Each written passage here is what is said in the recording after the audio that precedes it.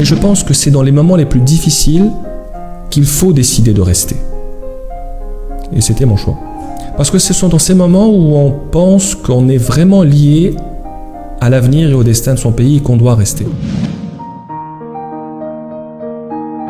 Le ratage pour un journaliste est une forme d'échec. Rater une info est une forme d'échec. Se rendre compte qu'on a donné une mauvaise info est une forme d'échec. Se soumettre aux diktats des politiques quand on fait son travail ou quand on fait une interview, c'est une forme d'échec.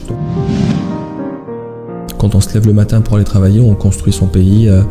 Quand on crée un média, on construit son pays. Quand on présente un JT, on construit son pays. Je pense que chacun à sa manière apporte sa pierre à l'édifice. Moi, je préfère me concentrer sur les Algériens parce que je pense que c'est eux qui font l'Algérie.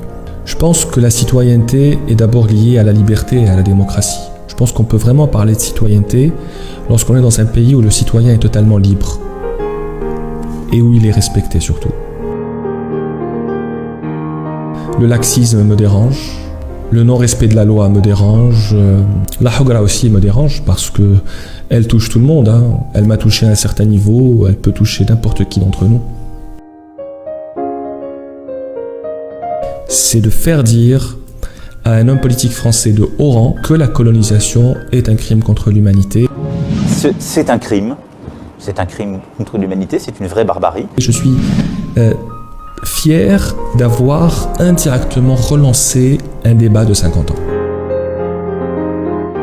Je suis fier d'appartenir à une famille qui s'est sacrifiée pendant la révolution du 1er novembre. Mon oncle est membre fondateur de l'UGTA, il est mort au maquis à l'âge de 29 ans. Mon père aussi est un ancien résistant, les soldats de la LN. Ce que j'aimerais dire à la jeunesse algérienne, c'est qu'elle constitue la majorité absolue de cette population et qu'elle doit toujours s'inspirer des pères fondateurs de cette nation et de ce pays, qui, pendant les moments les plus durs, pendant les moments les plus difficiles, les plus sanguinaires, n'ont pas baissé les bras. Donc ce n'est pas une raison pour perdre espoir.